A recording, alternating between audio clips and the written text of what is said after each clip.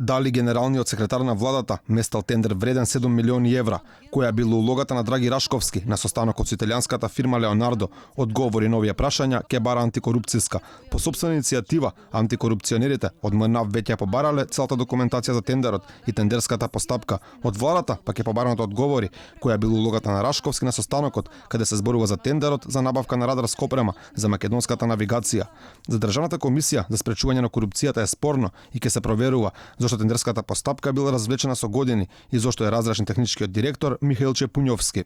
Покрај антикорупцијска, познавачите на кривичното право сметаат дека со случајот Рашковски треба се позанимаваат и јавните обвинители. Адвокатот Драган Пешевски за Алфа изјави дека обвинителството има сериозни индиции да побере постапка и да испита дали има неправилности во доделувањето на тендерот. Според него, истрагата мора да се отвори, без разлика дали снимката објавена во медиумите ќе биде доказ или не. Според Пешевски, постојат основи и да му се определи притвор на Рашковски поради можно влијание на истрагата.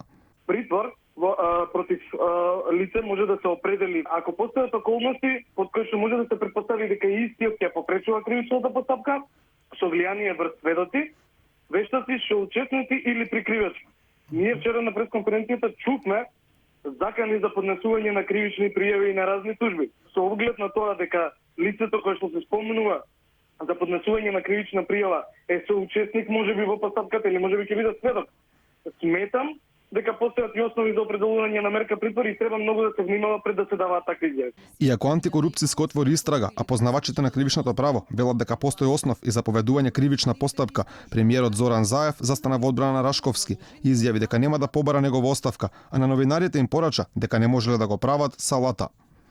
Можете некој да го правите салата кога сакате и како сакате, како физичко лице. Владата нема да поднесе тужби. Наша работа не е да се тужиме со новинарите и со медиумите. На секој индивидуа, како физичко лице, има право да го заштити својот дигнитет и достоинството. Од антикорупцијска соопштија дека и аудио снимката која беше објавена во медиумите во врска со овој тендер ќе биде земена во предвид во текот на истрагата.